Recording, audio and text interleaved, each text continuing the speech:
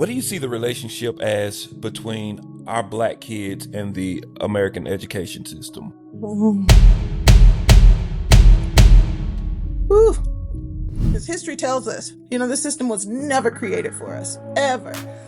We look at Brown versus Board and we realize that the lawsuit in itself never asked for integration. It was we want what y'all got. That's it. Give us what you guys have. We want nice schools. We want textbooks. We want desks and chairs and things for our black children.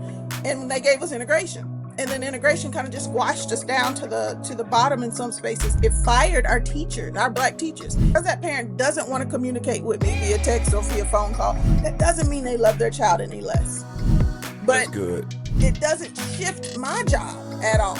I still have to teach at high levels for all of these kids, no matter if their parents are fully engaged or if they're not.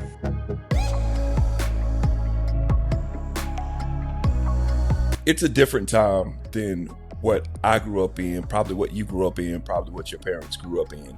And the battles that our kids are facing right now uh, are different battles that I don't necessarily know that we would be equipped to fight. Thank God that we have some of the most amazing educators on the planet who are fighting those frontline battles for my kids and for your kids. Today we have one of the absolute best, Dr. Natalie Odom Pough. She is, I'll give you a little bit and then we'll dive straight in. I'll just say, recently she won the award for Teacher of the World, and they flew her halfway across the world to acknowledge her. And we'll, as the conversation go on, we'll dive into it. But ladies and gentlemen, I want to introduce to you guys, and we're going to talk about your babies and my babies this whole hour. Doctor, so cool. Natalie Odom Pough. Natalie, how in the world are you doing? Wonderful. Oh my goodness. Thank you so much for having me. Your introduction about took me out. So And congratulations on being the best teacher in the world. like what? Yeah, oh, it's pretty cool. Okay. Um, uh, listen, I'm not trying to listen. Don't laugh because this question. We're gonna dive straight into it. Actually, before we do, just real quickly, uh, tell us your interpretation. Best teacher in the world. It's not the best teacher. I don't think that's the official title, but No, tell us close. what that award was. What tell us what that recognition was. Okay, gladly. I was recently announced on January 13th, which is a very special day for me. I'm a woman of Delta Sigma Theta Sorority Incorporated. So to already be celebrating my Founders Day and then get this message that I was announced as one of the presidential awards for excellence in teaching of science and mathematics for the state of Georgia in the 2022 cohort. So it has been a complete honor. It was something it was 21 when I applied. So it's been a while. And I kind of put it in the back of my mind. I knew I was a Georgia finalist. They told me that about 2 years ago. And then, his administration was wrapping up. This is the 13th, and he was, going in a few days. So I just thought maybe it was not going to happen. And so he announced it, and it's just been a joy, right? All the organizations that are wrapped around it have already, embraced us and brought us in and taught us so many things about what's available to us. It's been great. And so just to know that there's a lot of math and science teachers out there with a lot of the same like minds and want to continue to move education in the direction that it deserves to go, that these children deserve to go. And it's just been a great community to join. Where do they have the ceremony at?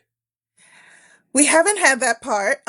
So if you like 21 is when I applied and they were already behind because of COVID. So they were having a lot of virtual for the cohorts that were announced before me. They were having a lot of virtual announcements, virtual conferences. So I'm not quite sure what that looks like. We haven't been celebrated formally yet. Our state celebrated us this last summer. So Georgia brought us over and spoiled us for a couple of days. And that was nice. But we haven't had the presidential thing. And again, we were named for President Biden, so I'm not even sure if that's going to happen because this administration's over with. But it is what it is. If they say I need to come to DC, then I'll come to DC and allow them to do all the things. But I look forward to whatever is supposed to happen surrounding this. I'm not even sure what it's supposed to look like. Okay, so that was the really, really long way of saying, so you know what you're talking about in the next couple of questions that we're about to ask. I mean, You, it doesn't change much. I'll tell you this. I have been a teacher for I've taught for 11 years. I've been a school administrator for 3 I was school administrator for 3 years, and I've been a college professor for 8 years. And then these have been overlapping. Like I've been in the classroom, the K through 12 classroom, and in the college classroom at the exact same time. So I have wow. got some um expertise that I feel like sometimes I'm on this island by myself, and I just want to see, if there's other people out there that are doing the same thing that I'm doing, because I like walking the walk and talking the talk, not just training teachers, but actually out here in the field and understanding what they're going through and how they're going through it. But yeah, so I hope that I can add some light to it. But based off your introduction, I know that we can talk about our community right now and get some stuff talked about and some ideas presented to our audience here. I want to ask you, so as a parent, I have three girls, 12 years old, 10 years old, 8 years old, about to turn 9. Um, my oldest, she's in public school. My two youngest, they're in charter school. What don't I know as a parent that's Mm. happening in the school systems that you, as a teacher, as an administrator, that you see every day, that if I knew as a parent, I'd be shocked? Did you know that over 65% of people who are watching this video are not even subscribed to the channel? Do me a favor while we're talking right now. Go ahead and hit the subscribe button and hit the like button. That lets us know that you appreciate conversations like this and that you want to see more conversations like this. Second thing, if you have a podcast and you're looking to grow, we have a community that's for us, by us, called Podcasting Pathway, and it's designed to help you take your podcast to the next level. There's a link down in the description. Appreciate you so much. All right, let's get back to the conversation. Wow, that's a great question. And I'm gonna be straight up with you. I tell every parent, you don't just drop your child off at school every day. Go be involved in the school, get to know the people that they're with every single day, be a part of it so that when you have questions, there is no one that's not going to answer the question for you, if that makes sense. Um, so yeah, I've been a parent. My eldest will be 12 in May. So I've been a parent for most of my career. I was about what 5 or 6 years in before I became a parent. So it was a little different. It was a shift. And that's we can talk about that later. There's a shift of when I'm teaching and not having a kid at home, and then I have a kid at home, and that does shift a lot of things. It makes me think about things differently.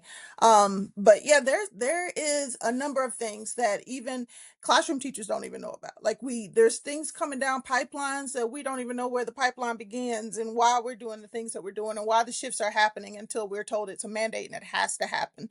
So if you feel like you're in the dark on some things as a parent, it's probably because some of the teachers feel like they're in the dark as well. And again, when I was an administrator, we were just told this is what needs to happen. It's one of the reasons why I walked away from administration, because it just felt like it was such a political game that I felt like I was more valuable in the classroom than I was as an administrator, because at least I was able to impart on my students in a way that um, strengthened them. Whereas here it was more of a dance. I'm trying to please the teachers, trying to please the students, trying to keep the families, the communities happy. And then, of course, you've got your district level administration you're trying to please. So there's a lot of different facets that you have to pay attention to that require for us to not always be upfront with what's going on. But I tell everyone that it's a case by case situation. If you want to know every single detail about your child, you go in there and you ask these people every single detail about your child so that you are fully aware of what needs to happen. Um, and again, if you stay away, then they're not going to offer anything to you. Like that, those memos are always going to be just enough to what you need to know to be where you need to be, that kind of deal. Mm. But if you want the information, and oftentimes students who have IEPs or who go in for the extra meetings because they have different things, they tend to know a little bit more because they have these frequent meetings. They have meetings at least twice a year or however many times they want to call a meeting. That's another thing a lot of parents don't understand when they have IEPs, that if you want a meeting in the middle of a meeting, you can call a meeting. Oh, it's one of those things. You have that power and that control. But it's really important for parents to understand that if they want their child to be successful, they need to, get in there and know everybody, not just the principal, not just the classroom teacher. Um, Everybody go in and talk to everybody, be a part of the school, and that's one of the best ways to find out what you need to know. Okay, so what do you say to the parent that's like, man, listen, I hear you, I Mhm. get it, but for real, I work 12-hour days. I drop my kids off at school. I go to work. I don't see my kids till the nighttime comes down. And when the time I gotta cook, I gotta clean, I gotta go behind them because they're terrible housekeepers and they don't do that. So I gotta do all of that. And then I also have to stay super engaged in the school too. Like how do I do all of that? That's again, you're bringing it. And I know for my husband and I that we're blessed to have each other, and so we can kind of tag team these things. But me being the educator, most of the times, if an educator is going to talk to me or expect questions to come from my household, they expect it to come from me because I'm already walking and talking in their language.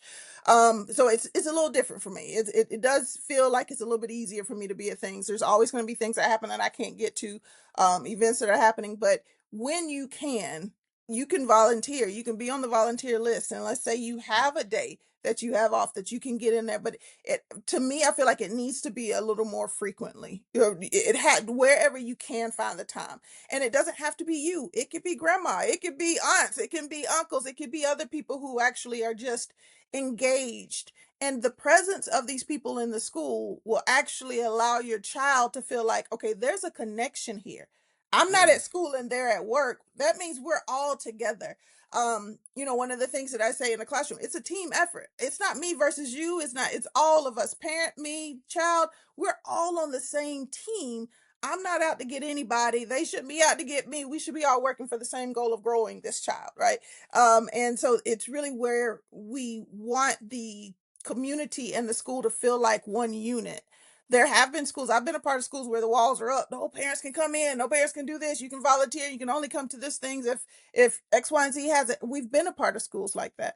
yeah. Um, and they're really not the place for me because if I don't know you, I want to know who's around my kid, right? So then when I stop and I talk to you and I ask you questions, you feel freely to tell me what I need to know so that I feel like I'm a part of the school, and I think that's really important. I hope I'm asking answering the question, or at least opening the door to get that question answered. Yeah, no, 100%, 100% Okay, sure. great. Thank you. It made me want to ask you, like, so from your standpoint, how engaged really are the parents, like this generation of parents? I mean, it depends. It's every school. I've worked in Florida. I have worked in Washington D.C. I've worked in Greenville, South Carolina, and Columbia, South Carolina. I've worked in a lot of different districts, and no matter where I am, it's about the same. It's those parents that can Hmm. be there, they're there, and um. But if they can't be there, they're still there in some way, shape, or form. Like I have phone numbers of parents that I taught, kids that I taught 15, 20 years ago, and these kids are like grown, right?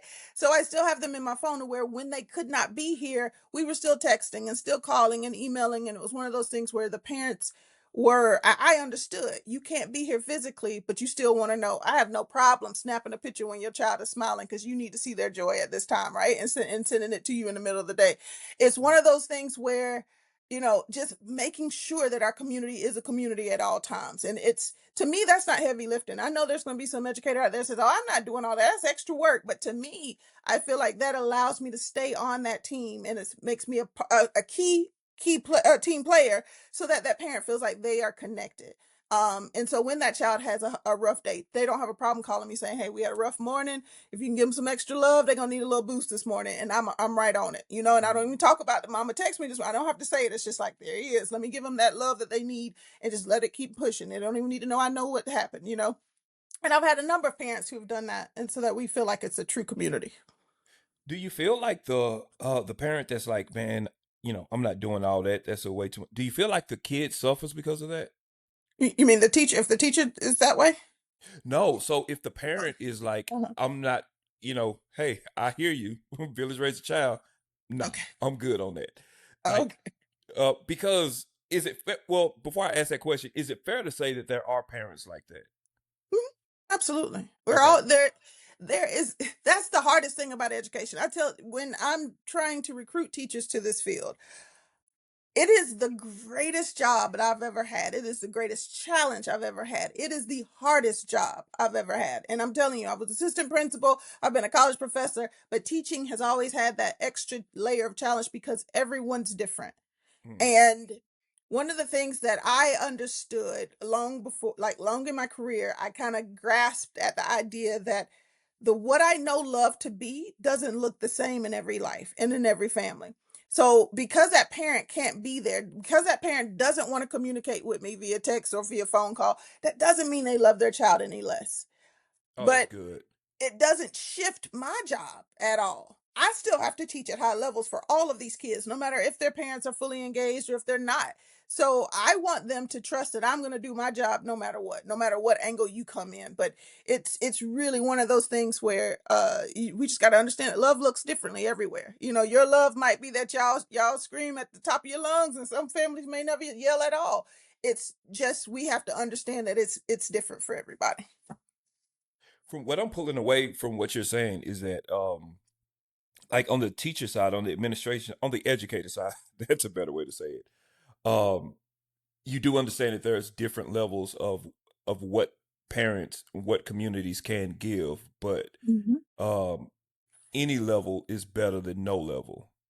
Absolutely. 100%. I mean, if you can just give a little bit, that tells us that you're there, who you are.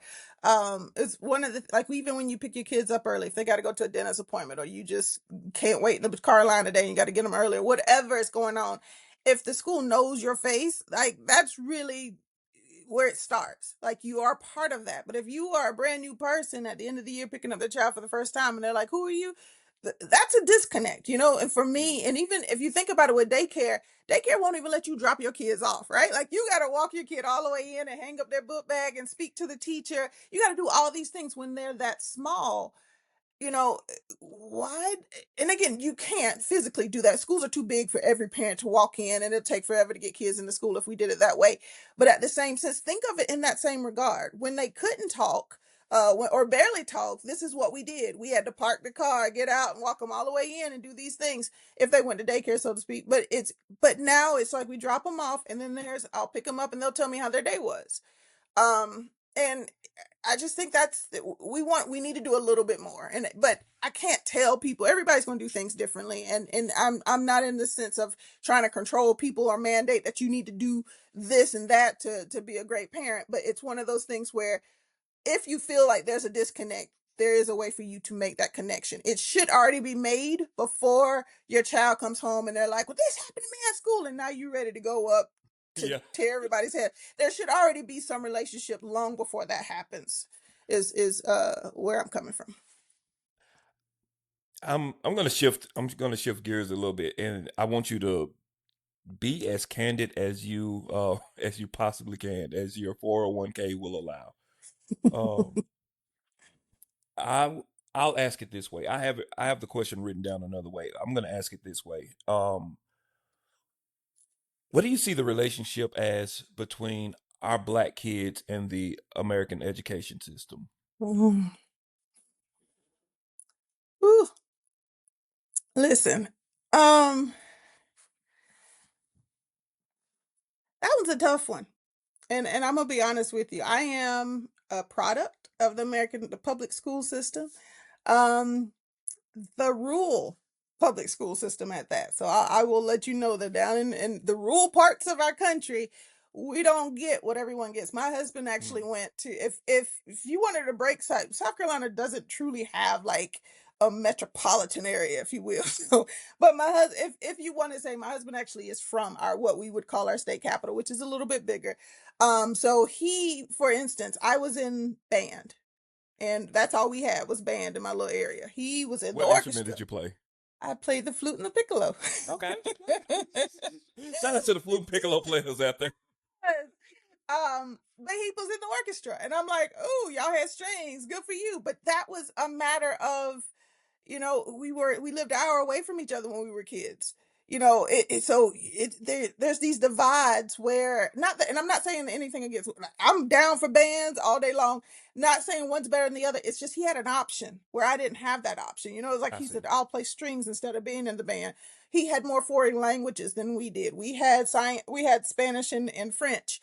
Um, and it's questionable about our Spanish when we were there at school. We were like, okay, she was the social studies teacher last year. Now she's the Spanish teacher. Like that was really how it was for what we are. So the rural area is one of those things. And I graduate at the top of my class. I leave there. I go to Clemson, and I'm at Clemson, and I'm thinking I'm smart, and I'm meeting all these valedictorians from all the other rural parts of South Carolina, and we're all in this huge science class together, and we're like, wait a minute, what?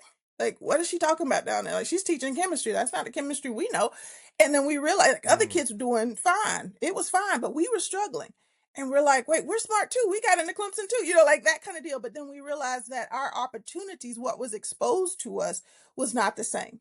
Now, this is just I'm just saying in areas, the areas that we are, and I understand the pretense. It's like you come out of college, everybody who graduates from college is not going to go to a rural area and try to teach. If I'm young and I'm vibrant, I want to be in the city. I want to be closer to the city.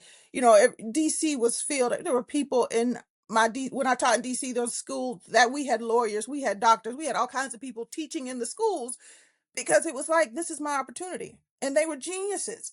But I don't see those people picking up and saying, hey, I'm going to go down to Aiken County and get a job in Aiken County. Like, what's going to draw me there? So I get it mm, that opportunities are based off of the supply chain, basically. But at the same time, our system was not quite created for us to have what we needed to be prepared. And so we just kind of made it work. We figured our way out, and we had the support systems in place that understood our plight. And because it understood our plight, they were able to help us in a sense. I won't say save us, because I don't think we were all so bad that we couldn't manage, but it wasn't like we were as prepared as our peers that came from other parts of the state or country at that point. right. So yeah, so that's just the demographic side of things. But when we look at Black students, history tells us, the system was never created for us, ever. We look at Brown versus Board, and we realize like the lawsuit in itself never asked for integration. It was we want what y'all got. That's it. Give us what you guys have. We want nice schools. We want textbooks. We want desks and chairs and things for our Black children. And they gave us integration, and then integration kind of just squashed us down to the bottom in some spaces. It fired our teachers, our Black teachers. It fired our Black principals. These things that happened. um we talk about now that the teaching population is majority white women. Well, that's because of Brown versus Board. Like, they literally ran off a generation of Black teachers and school leaders because the white principals wouldn't hire them. So Natalie, I we don't want look you at to. I don't want you to lose your train of thought. Uh, but that's critical. yeah, I've never heard anybody bring that up like that. Can you talk about that a little bit more? Just of like course. what was the process? What happened? Okay, well, from my readings and the studies that I've done over the time, it's one of those things where when Brown happened and Black kids were coming to our schools, that means that our Black schools were closing. That means that our Black principals could sometimes get jobs in our schools, but there was not very many of them that were getting jobs in the white schools. Our Black Mm, teachers were now not, hired in our schools. It was, oh, we already have plenty of teachers. We don't need Black teachers. And every so often, there's stories of that one or two Black teachers that got in one school district here and there. But when integration happened, and it took a while to get there, but while it was happening, you saw the shuttering of Black schools. And again, we Brown versus Board. If you ever sat down with the lawsuit, that with the whole document and sat down and read it, you would see that they never really truly asked for us to come together. It was wow. that separate versus equal. That's how really, that's really what it was coming down for. It's like we just want what we need to make sure that our kids have the exact same type of education. So yeah, we lost a generation of Black educators to this. And so when we try to find more and bring them in, and now we're saying, like you see what's happening now, where we're saying DEI is, it's bad, and trying to bring things in. History has put us into a situation where we have to find ways to funnel people in to diversify our workforce. Because we know the system, the way that it's designed right now, you look at the numbers, the high school graduation rates alone, our Black kids and our Native American children are still at the bottom of graduation. And it's like, if we're all doing the same thing, going to the same schools, why is it so hard to get all of us out? And I've got questions. I can't find answers to. Yeah. But yeah, I'm but gonna just knowing that our system was never created for us is where it starts. I want you to continue your thought, but when you said that, the thing that popped in my mind, and it was just like a, oh my God. I've always looked at the educational system as in, especially being a black boy, that like it didn't it didn't care about us. It was designed to literally measure us to the bare minimum and send us out into the workforce, um, Hmm. at best. But I always thought about it as a student. When you just said that, that made me oh my God, Natalie, I have so many. Okay, we won't dive into that, but when you said that, that made me think there's a whole generation of black educators that really cared about us Hmm. that Hmm. got kicked out. So Yeah. when all of those educators there now that are the minority, the white women who, so um there the reason that we felt like that was because all the people that actually cared about us, that whole movement pushed them aside. Hmm. Hmm. Yeah, and the Yeah. thing is, the biggest it's our community. It's our community, right? So you have teachers, and it's not saying white teachers can't teach our Black kids. It's not saying, Yeah, we know shout out there's to the, some great teachers out there. Yeah, shout out to the ones who actually trying to do it. But at the same time, if I'm a part of your community, I'm seeing you as the future of my community. So I'm gonna pour into you in a way that's actually gonna build you up. I'm gonna see you differently. I'm gonna understand you differently. Um, and that's important, but the to say, and there's articles out there now that I look at and I embrace, because it's one of these things where I don't want to get the statistics wrong, but it's showing that if a student has a Black teacher, Black female teacher, they are more likely to go off to college. And Mm, the importance of the Black teacher in the schools. And that's for everybody. That's not just for Black kids. That's just basically saying that when you get a Black teacher, she's seeing everybody and she's teaching everybody. It's not, I'm going to water it down for you because I don't think you can do. It's no, I'm going to challenge you because I believe that you can. And that wholeheartedly is the shift that we need to make for everybody. Um, I question it. Sometimes I sit back and question when I taught at Clemson for a few years, which was a beautiful, like full circle moment for me to go back to my alma mater and teach there.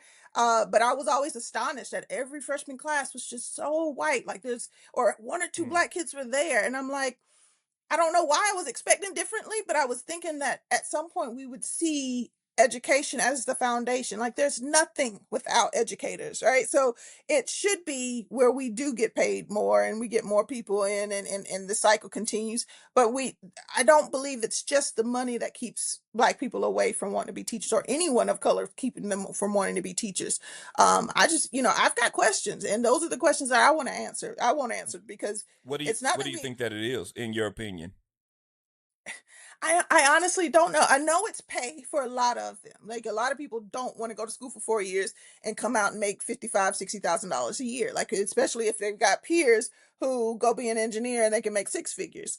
Um, but also, we when have you ever seen before Abbott Elementary, and even Abbott Elementary is sometimes iffy, but before Abbott Elementary, when have you seen a teacher presented in a way that made you want to be one? Mm, And it's always those kind of things that, the kids are so bad, the kids are this, the kids are that. And I have been in some of the roughest areas, and I've been in some of the most suburban posh, areas. And I'll tell you what, I got a lot more done over here in these urban districts where the kids were, what people would say unruly or something like that. I felt like I got a lot more done than I did over here, because it was to the point where my students wanted to learn. They were hungry to learn. When I was in these blessed areas, and I call them blessed because they were diverse. These were kids from all walks of life sitting side by side. There's a kid who, could be in the bottom of poverty, and then kid who could be at the riches of the rich, sitting side by side in these spaces, learning at the same time, but they don't know their situation because the school did a good job of just making it feel like a community, right? When we had that, that's when everybody soars. So Mm. we can talk about all kinds of things all the time, but really the community comes down to the culture that you create. Can I bring all these kids together and make them feel like they are one unit and we're all moving towards one goal? Can we do that? And what does that look like? Um, but yeah, when we get there, we see the results and we know that's part of it. The culture is just as important as having dynamic teachers and having all the resources that you need. But yeah, What you're do gonna you go. say to the idea that because a lot of my friends, peers, classmates that I'm matriculated with, um, because people think that like my degree is English lit, so everybody like, man, why didn't you teach? Another conversation, uh, but most would say, some would say that teaching is all for, and I know this is an overgeneralization, but I would be very, very interested to hear your take on it. Uh, Teaching is not about teaching anymore. It's about teaching towards the test to Mm, get the kids to pass the state test, to get the funding, so on and so forth. So they're not really helping kids anymore. They're mhm. just teaching to pass the test. What are your thoughts towards that? You know, that's really a current day struggle, and it's been an ongoing struggle. This we took standardized tests when we were in school, and I'm not trying to age you and make you be my age, but I feel like we might be peers here. I think we're And close. but we took standardized tests going to school, and really, like, they told somebody something, but no data tells us that a kid doesn't deserve the best education possible. So we spend weeks on week, and it's unnatural if you think about it. It is unnatural to spend 5 days of sitting at a desk answering a random set of questions that really at the end of the day tell me very little about what you know. I try to align that with a lot of colleges have done away with using the SAT and the GRE and all these things to get to it for acceptance, because those tests don't tell you what people know. They don't tell you if they're going to be a good educator, a good doctor, a good lawyer. Those tests don't tell us what we need. So if colleges have figured it out, why are we still spending money and time and energy and putting these standardized tests as a priority? So I am a firm believer as an educator that if I do my good teaching, the kids are going to show up on those tests and do what they need to do. I'm not going to shift. I'm going to give you what you need so that you are successful, because my goal is to get you out of high school and to wherever your heart desires. I want to set you up for that. I don't The tests have never been an issue for me. Um and again, like, I don't teach to the test. I can't say that I did at any point in my career. um but I know that that's a hard battle to fight at sometimes. Like, if I'm a new teacher, my principal saying you got to do it this way, you got to do this, and if I don't see this at 8:05 in everybody's classroom, I've been in those situations where you just got to Mm. appease this person. But honestly, quality teaching, high quality teaching, has nothing to do with that test.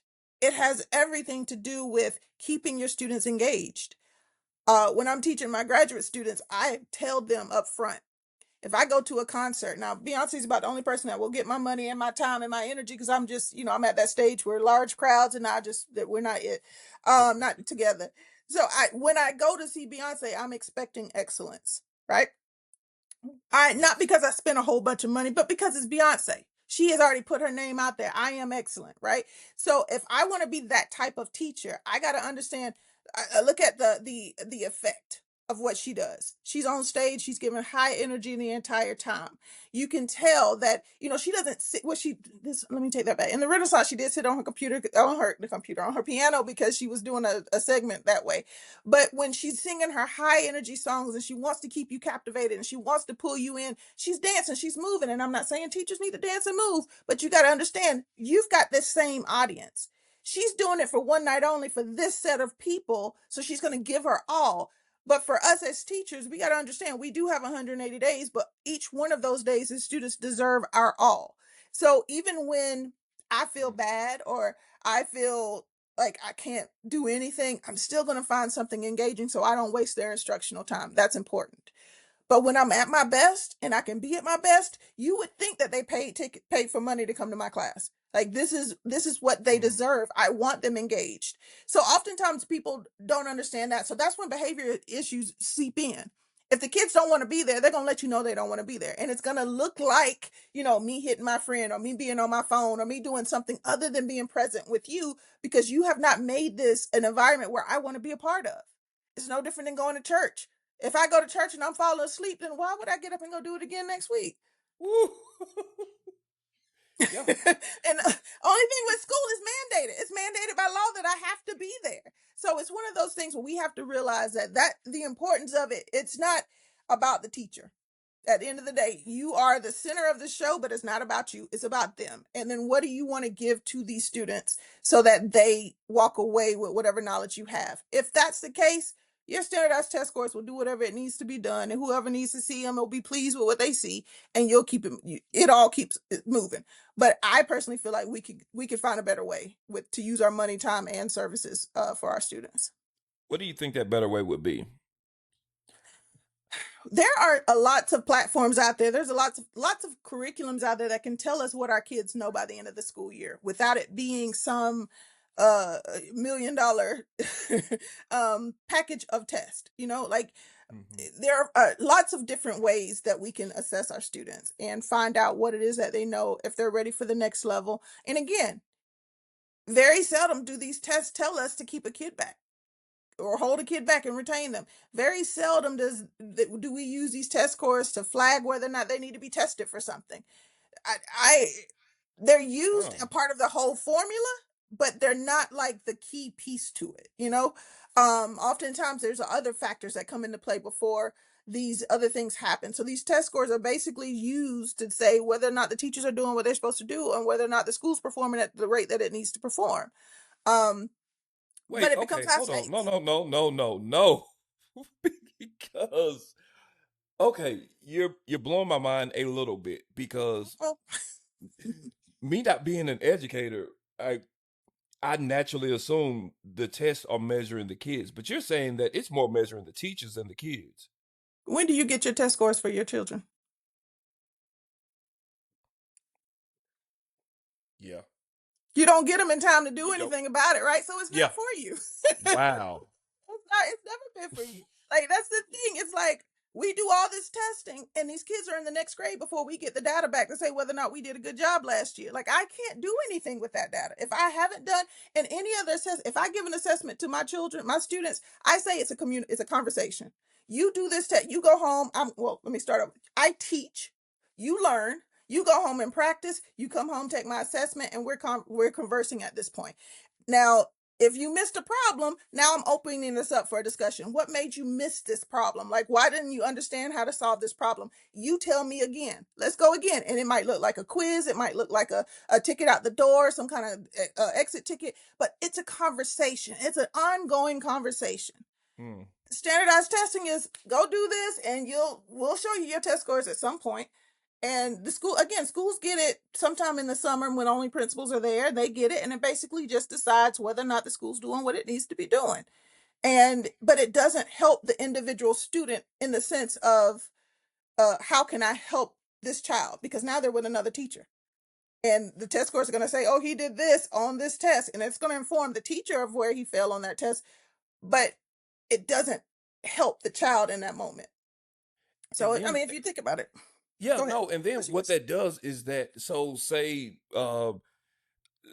class overall fails test, that sends message to teacher, you're not doing an adequate job. And maybe that's Mhm. true, maybe that's not, I don't know. Yeah. But it sends that message. It then goes back to teacher and says, teacher, you need to now do an adequate job. Hmm. And the only way, generally, big generalization, that's measured is the test. So now that teachers who's told that they're not doing an adequate job, now I'm spending all of this time to make sure that this current class passes the test. So Hmm. now all I'm doing really is teaching for the test. Yeah. But think about it. You got a new set of kids now. So Yeah. that data that you have from last year telling me I didn't do a good enough job, how does it truly help me with this new set of kids? Now, it may mean Mm. that I need to work on my pedagogical knowledge, going deeper and learning my content so where I can speak it in a way that my students can understand what I'm talking about. Maybe that is what I need. And it does push teachers in that way, but it's not clear. If I look at the data, I don't ever see the test questions that they have. They'll tell me, oh, this question was about fractions and it covered this standard.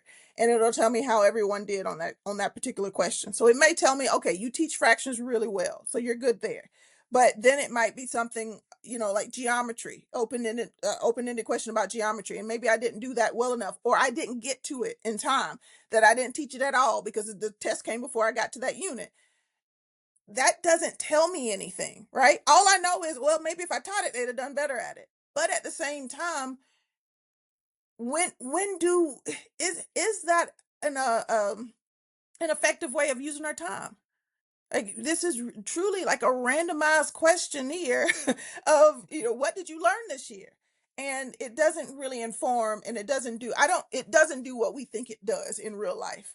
I think when the idea of standardized testing came along during the Bush administration, the No Child Left Behind time, Yeah. um, that was our thing. We were thinking that we were going to get enough data to prove that we were effectively helping every child. But now that, I came into the field shortly after that. I came in 2006 was my first year. So I'm in it, as this change is happening and moving towards the standardized tests. But then I just made that word up. But It's as fine. we move You and, got and doctor kind in of front of your name. It's fine. do that. So as we move along the way, um, you start seeing the shift where you stop seeing kids read, because reading isn't what's being tested. I mean, granted, you got to read to pass the test, right? But you don't see kids reading books. I remember reading books at for lengths of time with my class, whether it was a book I liked or not, but we were reading them and we were being assessed on them and being asked questions to think deeply about the books and the text. We're not seeing that anymore, because to pass the standardized test, you only need to read a short blurb of words and answer some questions. So teachers are like, why bring out books now? Because that's not what they're asked about on the test. So let's focus more on these little, blurbs and ask a few questions, see if they can comprehend what they're doing. So it has shifted education in a way where our focus is no longer on uh the qualities that make us stronger stronger adults, Yeah. but more so just getting the test scores that we need to get. Okay. I have a couple more questions, but I got to get this one in. Okay. As an administrator, I'm doing this for my teachers out there. As an administrator, how do you coach the teacher who fails the test? Hmm. That's a great question, because I'll tell you, it's hard. Um, if you have a teachable teacher who realize, ooh, I messed up, I need help, and they're open to the help, they're teachable. We can do this. It's just like with kids. It's just like with kids. It's like, if I see they didn't do well and they want to learn and they want to grow, then that is the key. Um, but then you have some that's just be like, it's, oh, if you had to teach these kids, you wouldn't be able. Your test scores would be the same, and they're just pushing back and pushing back, and I did the best that I can. So that's often hard. Yeah. But if we can put egos aside, everybody can be taught at high levels. I believe in community learning. So when in every school that I've served in, we've had opportunities where we were growing together. So no matter where you are in the playing field, the teachers with the highest scores, the teachers with the lowest scores, we're all learning together. So we have a common language around whatever content area they want us to talk about. So or it could be a community piece. No matter what it was one of those things where we were all growing together. So just ideas to kind of bring people together to have small learning groups at the same time. The funny part of this, of being a professor, is I taught undergrad for a little bit, for a couple of years, and then I've spent a lot of time in graduate school, for the simple fact that I do like working in school still, and and I feel like walking the walk helps me connect better with my graduate students. But teaching an undergrad student, they want to learn, but they also want that degree. So their learning's a little different. And they also have a mindset, well, anybody can be a teacher because somehow that notion came out that anybody can be a teacher. Like if I want to be a teacher, you're lucky that I want to be a teacher, that kind of deal. Not realizing that it takes a lot and you got to learn and grow at all times. Um, but undergrad students are teachable and they want to learn, but there's that wall where they're like, okay, well, I know enough. This is not how I'm going to do it. I'm going to do it this way when I get in their classroom. And then they get in that classroom and they're like, whoa, whoa, whoa, maybe I should have listened to my professors. So then they come back to grad school and they're eating it up. They want to learn. I mean, they're just like, but why am I having this problem? What can I do about this problem? And I got this problem because now they lived it. And now they want answers to their problems, and it's so much easier to teach graduate school. I mean, again, it's not problem free, but it's one of those things. When I'm teaching graduate courses with my students, we have conversations. We can have deep conversations because now they know. They've had that parent come after them. They've had that parent that won't answer the phone. They want to know, what can I do differently to keep students engaged in the lessons, and they're listening at different levels. So being an administrator in the classroom is akin to that. Just like what I just shared as a professor, being that you got to have someone who is willing to learn, but they have to experience it too to realize that they don't know everything that they need to know. I'm sorry for the long answers. No, that's no, no, no, no. This is perfect. I want to ask a question. I'm not gonna ask it. The question that I want to ask is, you said that graduate school has different challenges. I'm very interested to know what those challenges are. Do you have a quick answer for that? Oh, I mean, it's people. You're working with people.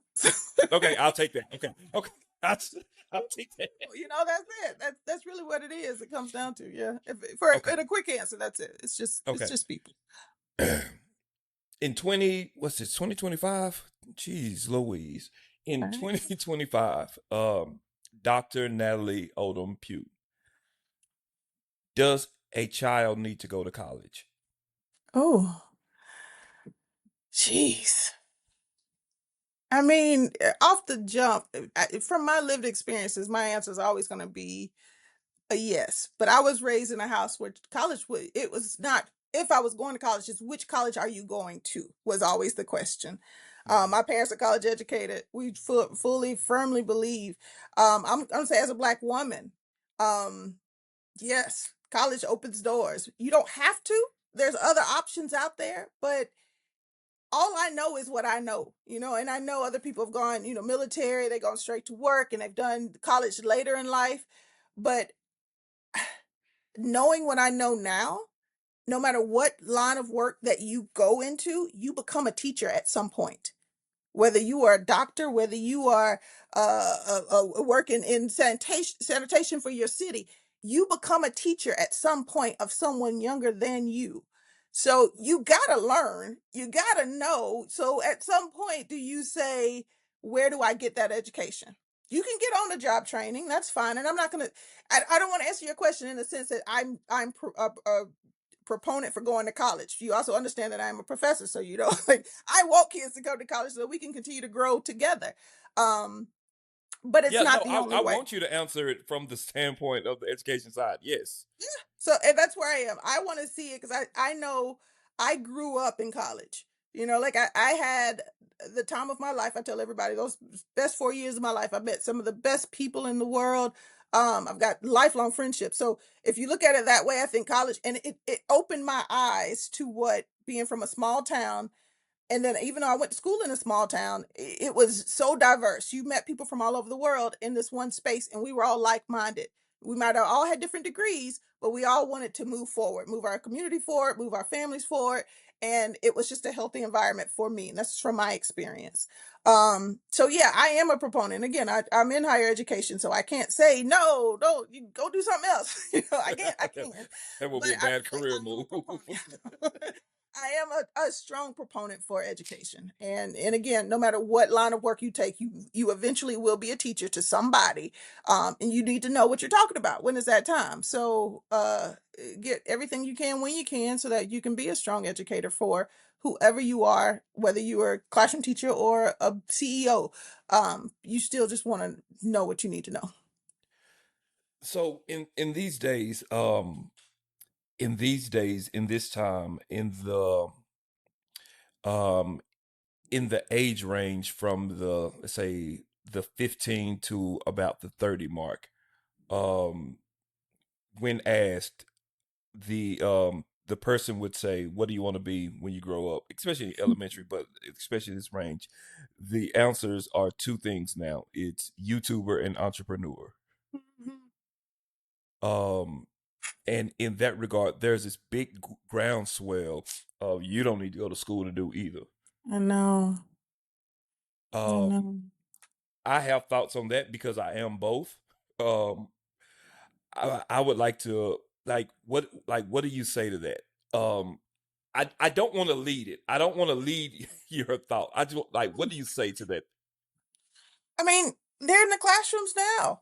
You know, like even the ones that are in school to be teachers, they are still YouTubing on the outside. Like they're gonna try to make it some way, shape, or form. You know, or content creator. That's the word I think. Yes. But it's one of those situations where you have to fight that battle in the classroom when you're teaching, and the kids are like, "Well, I'm 12 and I already know what I'm gonna be with the rest of my life," and I'm like, "Yeah, but if they cut off YouTube, then what?"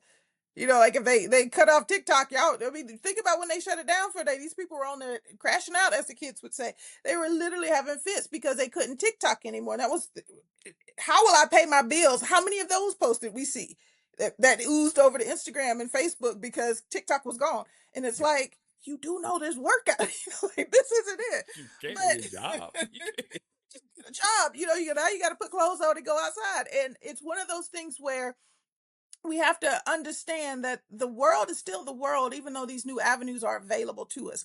I don't think it's much different from when we were in school and everybody was going to go to the NFL and everybody was going to the NBA. You know, like, so now it's like I have a cell phone, so I really can be a content creator. And I'm like, yeah, you can, but you need an audience, and you gotta have a something that's gonna make people gravitate towards you. All of that comes through growth and learning. And so cutting off a education to go do that, I don't think that feeds one another. The people I watch, and I know it's not what everybody else watches, are the people who are experts in their careers. I really enjoy watching oh, I can't think of her name right now, but she's a lawyer and she's always on Capitol Hill and she's letting everybody have the business and she's, you know, profanity and everything. And she's just like, oh, I wish I could think of her name to roll it off my tongue. But I love to watch her because she knows the law. She is a lawyer and she's into this. And so uh, I don't know the law like she knows the law. So I take it from her that I can learn a little bit more in that regard from her in this space. But I'm not watching a kid play a video game, right? So Yeah. it's whoever. You got to find your audience, but you got to have an expertise to get there.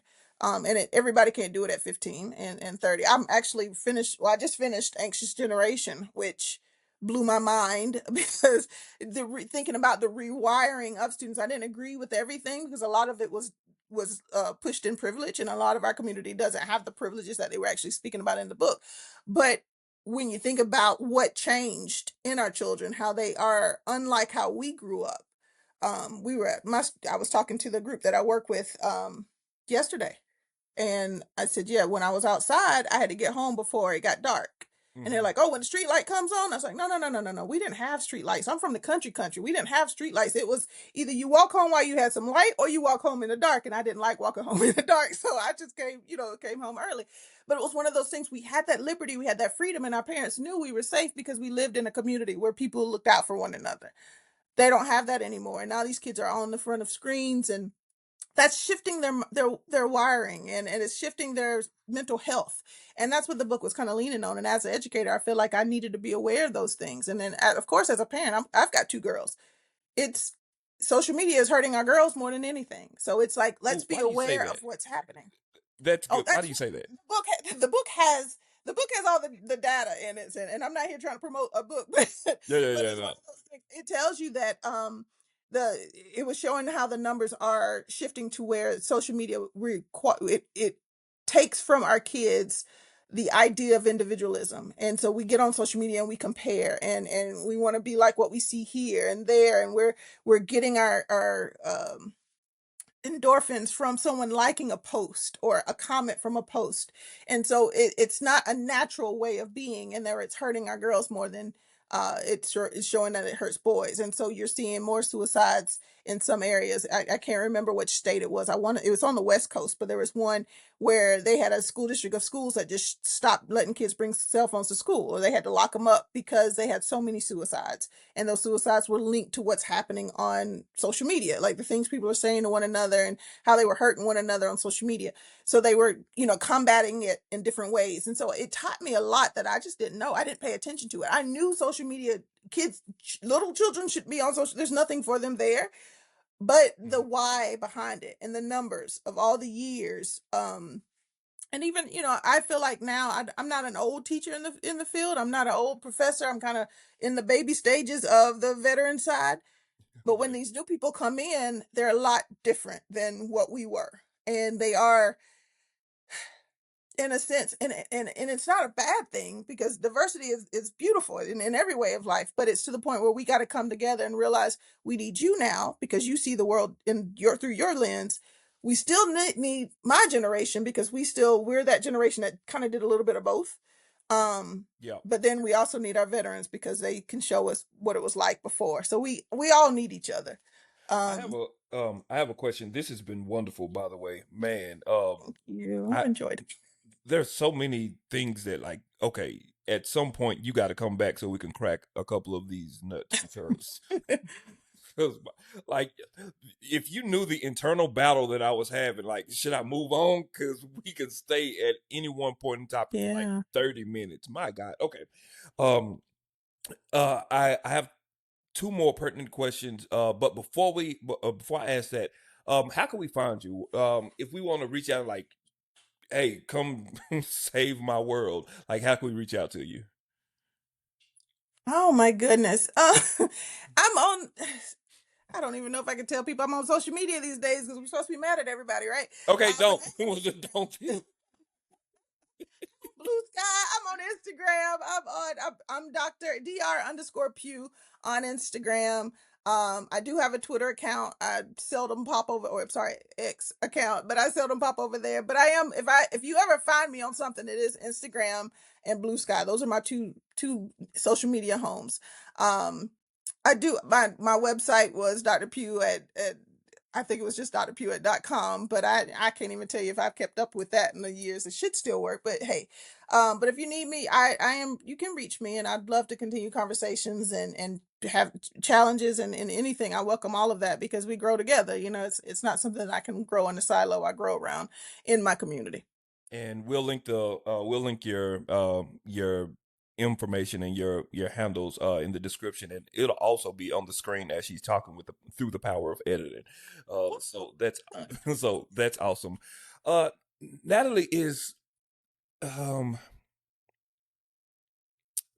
is social media hurting our school systems from the teacher standpoint? Because when Yeah. you said that these new teachers that are coming in, that, like, what effect is it having in the classroom and in the educational system?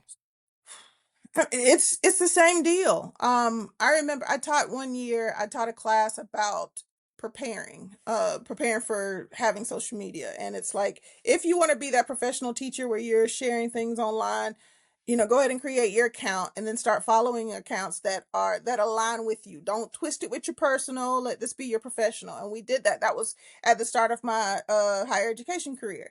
So, but now I'm like, I'm meeting kids who don't want anything to do with it, and especially on the professional side. So it's really fun to watch. But And you when you still, say kids, you mean young teachers. yes, your teacher, yeah, you are Okay. undergraduate students. Um, but yeah, younger teachers. But it's still that comparison thing. If you've got a teacher who just flipped her whole classroom and now it looks like a carnival and they're going to do all these activities and things, you have that teacher who sits there and like, I'm never going to do that. I wonder how long that took. How much money did she spend? And it's still that negativity, like, I'll never be good enough because I'm not like this teacher. And I always try to tell teachers that social media is an illusion. That could have been the worst lesson ever, but because she had great decorations, she took a whole bunch of pictures and posted it, right? So now you're Mm. feeling like you're less than when you could do the same thing she did with none of that. Like you have these themed classrooms that teachers spend time doing, and then the kids come in and they're like, the lesson never connects because they're so overstimulated by all the decorations and stuff.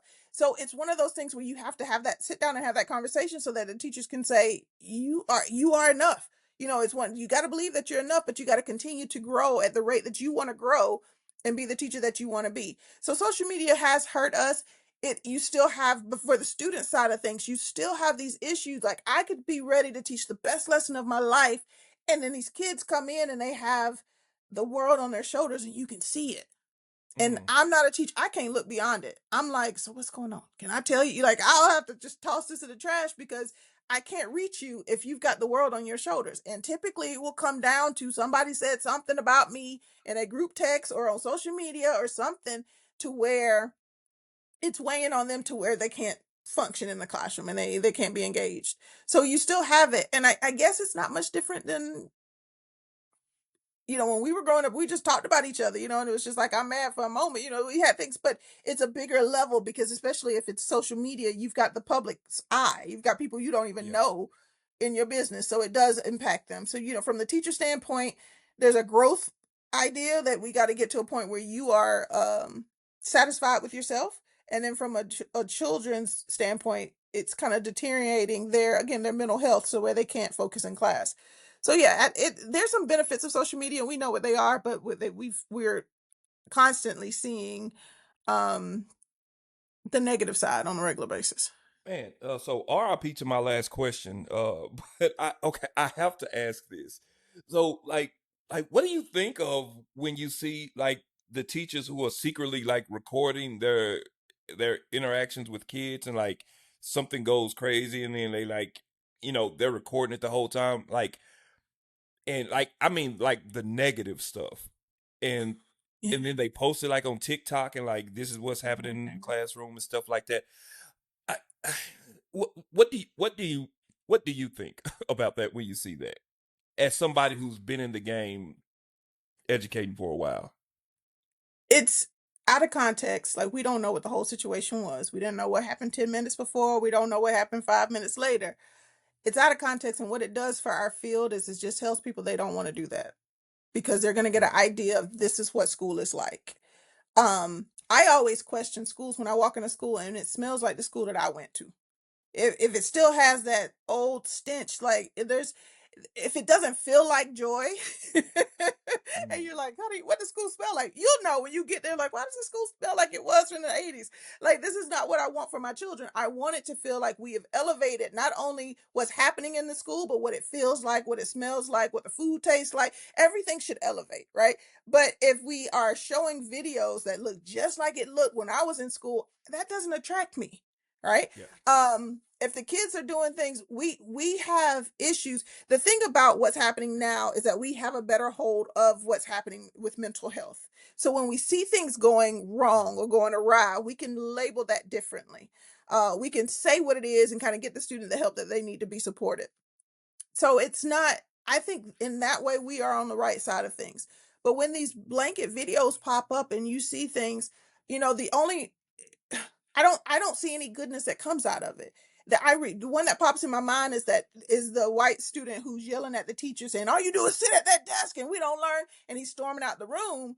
And I'm like, a lot of teachers took offense to that. Like, how dare he? But if that's his truth, if he wants more, Mm. sometimes kids, the only way they can tell us what they want is by screaming. When the babies don't have words, what do? They cry. Yeah. So when they get to the point when I'm older and I'm seeing what I don't want and I'm communicating that and you're not doing anything differently, then it's going to turn into that. So there's bad that comes out of it, but then there's always some good. But when you see that, all the people are going to say, "Oh, he's a disrespectful boy." And what I hear is he didn't want a teacher just sitting at the desk the whole time. He wanted teachers engaging and actually trying to teach him, and that's what he wants. So it's a lens into the school. I just don't think it's a good marketing ploy to get more teachers into the field. Um, but it does show us when those things are happening that we need stronger training. We need to support our teachers in a way that they can constantly grow and know how to keep students engaged and make them want to be in school, and then make you enjoy coming to school. Um, it's not hard. It's the hardest job on the planet, but it's not hard to love what you do if your heart's really into it.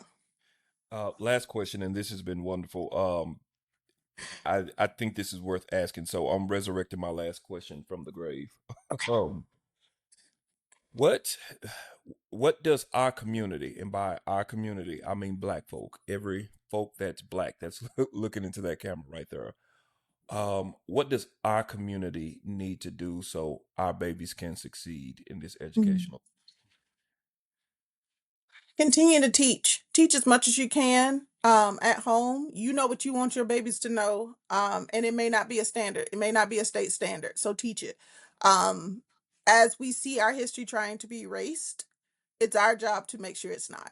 And it can be erased at the school, but you can learn. And that's one of the things I remember, sitting at the feet of my elders and them telling me stories I've never seen in a textbook.